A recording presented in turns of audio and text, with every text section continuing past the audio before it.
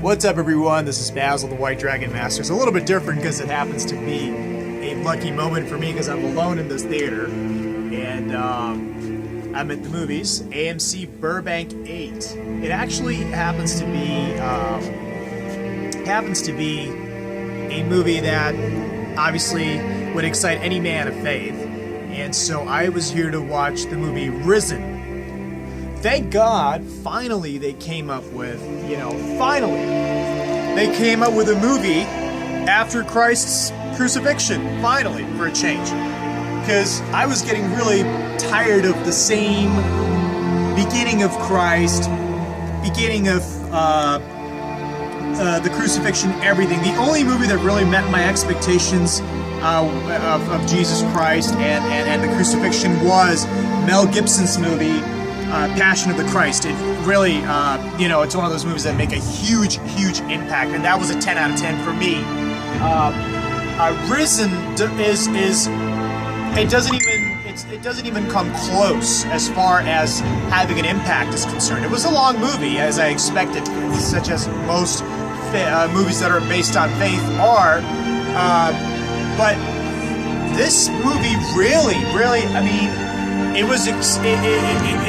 have to rate it first, and I'll tell you why. It's a 6 out of 10. It's fair. It's not great. It's not good. It's fair. Like, just barely passes for me. And the reason it's a 6 out of 10 is, number one, from the very beginning, it didn't catch.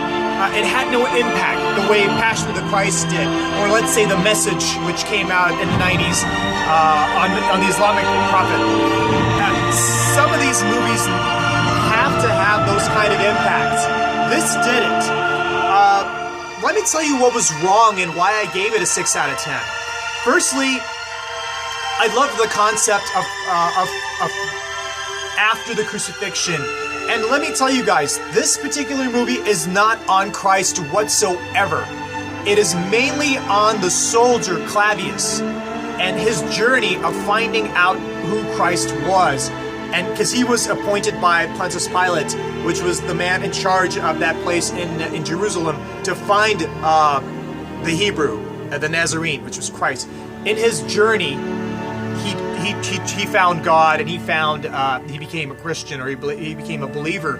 And they show the transition of Clavius, very wonderfully played by Josephinus. I mean, great acting. I think that was the only thing great in this movie, was Josephinus' acting as Clavius, the lead character, the Roman, basically.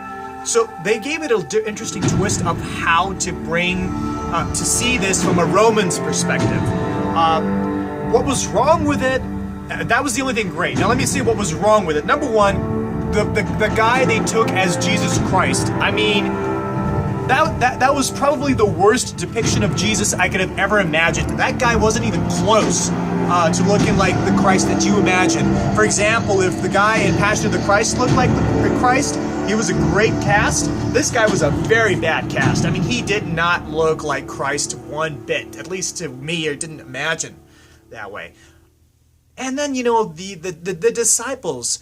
The disciples were a key element to this movie. They did not have that kind of impact. They were not even mentioned right. They weren't even mentioned by name. I think only Simon and Thomas and probably John here and there, but really nobody showed the disciples. Mary Magdalene was a miscast. From what I've read in the Bible and what I've read in historical texts, is that Mary Magdalene was a young woman. She was in her 30s, a very attractive young woman. This was a woman who was much older that they took. So it was a little bit, the miscasts were just bad. Besides Josephinus, who played Clavius, the Roman.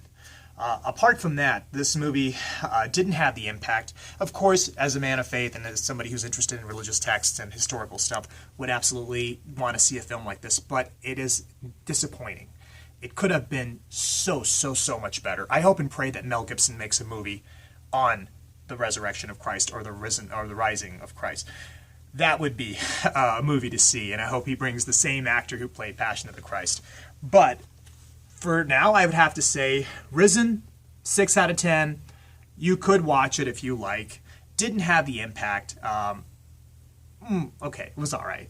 So check it out, guys, when it comes out. Maybe not in theaters so much, but probably on DVD and Netflix if you really, really want to see it. But it will not meet your expectations the way you're thinking. So that's the White Dragons review. Basil, the White Dragon Masters, out. Yeah! Subscribe.